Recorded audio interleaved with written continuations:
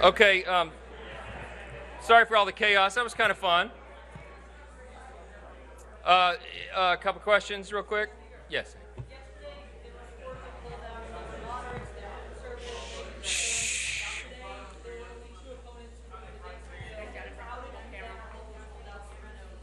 Yeah, so the question, you didn't hear it, it's kind of loud in here. The question was, how did we get the holdouts to yes?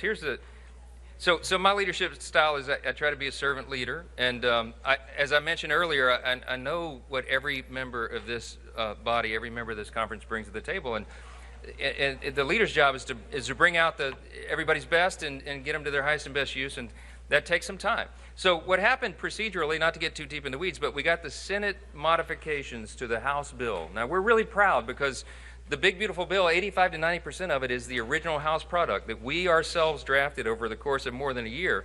But when we went to the Senate, of course, as the other chamber is apt to do, they made some changes. They sent it over to us. We didn't have it for a lot of time.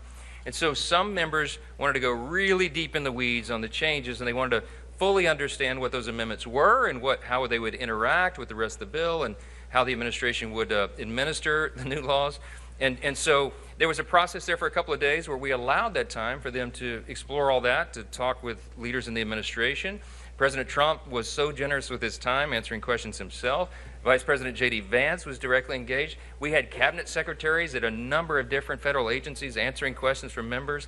Some of them even brought their agency attorneys in to get really deep in the weeds on the details. I knew as the leader that we would have to take the time to do that. And so some of that went into late into the night. And I was not going to make anybody, I was not going to demand anybody's vote or their position on the bill until they felt that they had exhausted that opportunity. So we did it, and that's how we got everybody to yes. Yeah.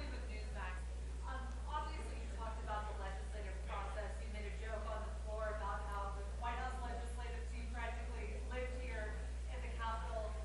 Talk to me a little bit about how you got these members to yes. What concessions were made? We know it wasn't changes in the Senate bill, but it was perhaps maybe promised through executive orders or future legislation. What are we looking at?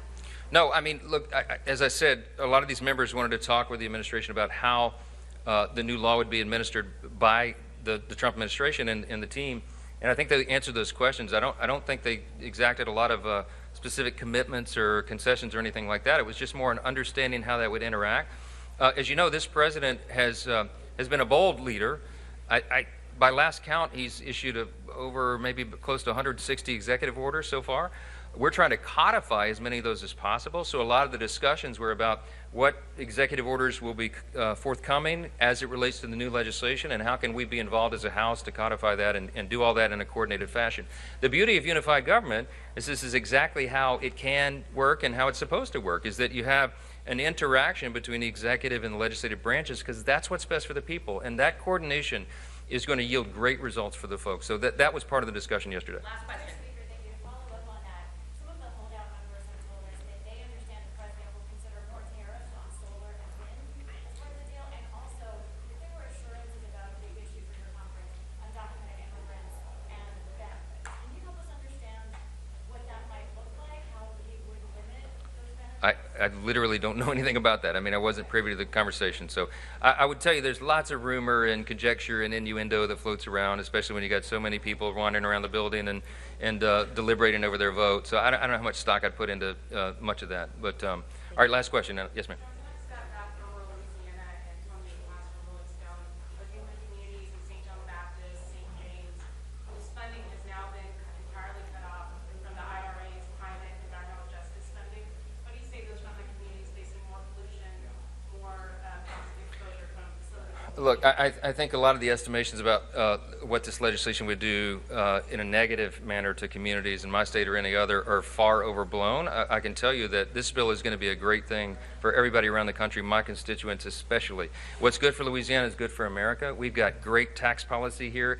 I think they're going to feel this pretty quickly.